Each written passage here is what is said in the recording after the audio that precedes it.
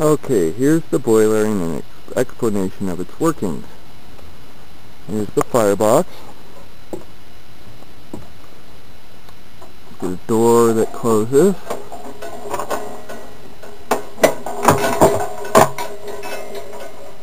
That tube is for a blower. Here's one emergency blow-off. There's the output, pressure gauge, secondary emergency blow-off. This hunk of foam right here you rip out and you can spray a fire extinguisher to kill the fire if there's an emergency. This right here evacuates all the water out of the boiler immediately for an emergency situation.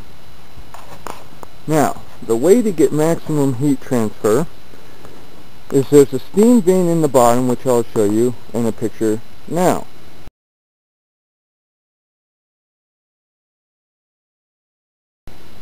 Then the second thing to do is that your smokestack needs to actually go through the pressure vessel and into the firebox so that your hot gases actually go through the boiler as opposed to escaping out.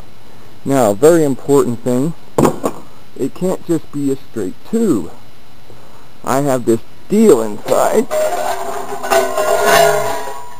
As you can tell what it looks like, it's like a baffle plate. It slides down in there, makes the smoke go, so I get more heat transfer. This boiler holds about 30 gallons, but you only want to put about 15 in it.